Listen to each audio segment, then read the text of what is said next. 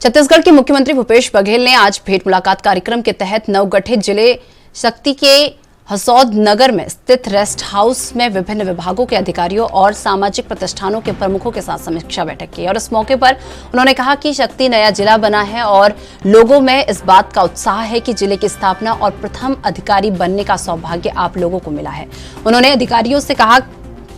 कि पूरे जोश के साथ काम करके लोगों को सरकारी योजनाओं का लाभ दिलाएं। इसके साथ ही उन्होंने सीएम ने कहा कि नए जिले में काम की अपार संभावनाएं हैं। आपको बता दें कि संतोष होगा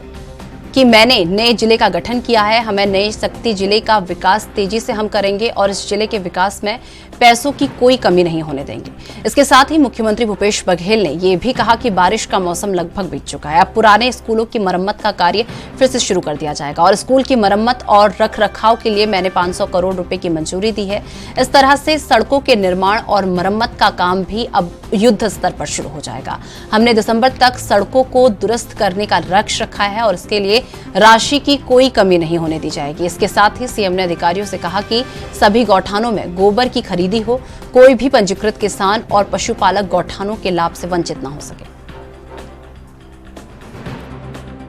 गौठान गोबर खरीदी, वर्मी कंपोस्ट बनाना और दूसरे प्रकार की गतिविधियां जहाँ संचालित है, वहीं RIPA rural industrial park Mahatma Gandhi ji के नाम से इसकी शुरुआत की है। लगभग पूरे प्रदेश भर में 300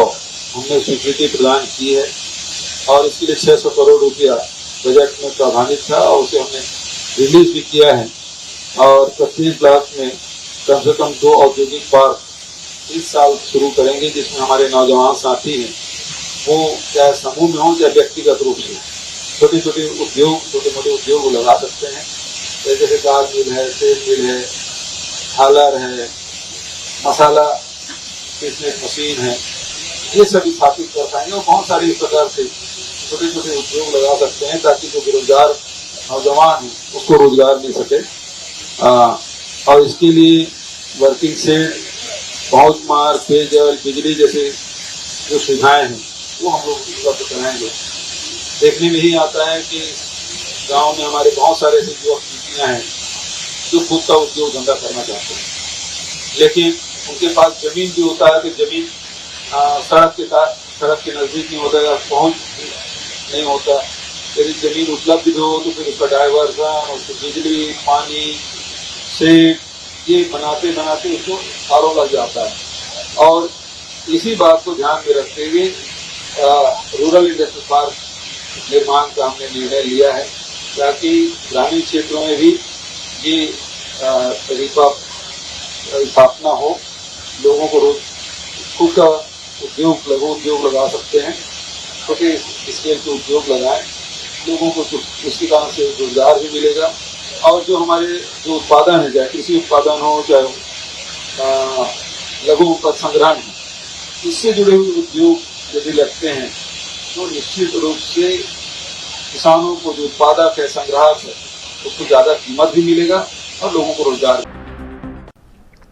इस खबर पर अधिक जानकारी के लिए हमारे साथ रायपुर से हमारे संवाददाता अखिलेश तिवारी हमारे साथ जुड़ चुके हैं। अखिलेश, जिस तरीके से बात करें, आज सीएम बघेल द्वारा अधिकारियों के साथ समीक्षा बैठक की गई है, तो इस बैठक में किन किन अहम विषयों पर बात की गई है? देखिए निशा, जिस तरीके से छत्तीसगढ़ और खासतौर से जांजगीर जिला से अलग हुए शक्ति जिले में आज मुख्यमंत्री भूपेश बघेल का दूसरी बार दौरा रहा है और दौरे के दौरान कई ऐसे अहम विषय है जिसको लेकर के मुख्यमंत्री भूपेश बघेल काफी गंभीरता से, खासतौर से नए जिला बनने के बाद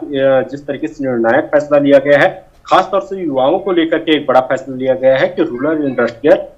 जो लगाने के जो प्रावधान है उसको लेकर के और एफपीओ के माध्यम मतलब किसान उत्पादन संगठन, ताकि लोगों को ज्यादा रोजगार मिल सके और गृह उद्योग के तौर पे अपना काम जो है और अपनी रोजगार की वृद्धि जो है वो किस तरीके से किया जा सकता है, इसके ऊपर फोकस किया गया है। खास तौर से अधिकारियों को साफ निर्देश भी जारी किया गया है कि कहीं ना कहीं अगर यहाँ स्कूल की जो मरम्मत की बात की जाए या सड़क निर्माण की बात की जाए, चाहे गोबर खरीदी की बात की जाए या फिर वहां गौठान समिति को लेकर के, क्योंकि गौठान समिति ऐसी समिति है जिसमें कार्य को लेकर के मुख्यमंत्री भूपेश बघेल की महती योजना है, लेकिन कई ऐसे गौठान समिति है जो कार्य नहीं कर पा रहे हैं। उनको लेकर के साफ निर्देश भी जारी किया गया है कि अगर कोई भी जो समिति है अगर कार्य नहीं करते हैं तो कार्य जो समिति है उसको भंग करके दूसरा जो समिति है उसको दिया जाए, वो संगठित किया जाए और उसको संचालित करने का मौका दिया जाए। ऐसे तमाम विषयों को लेकर के बैठक किया गया है और अधिकारियों को निर्देश भी जारी किया गया है कि अगर काम में लापरवाही की जाती है तो उनके ऊपर एक्शन भी लिया जाएगा और काम में जो ढीलापन करने वाले जो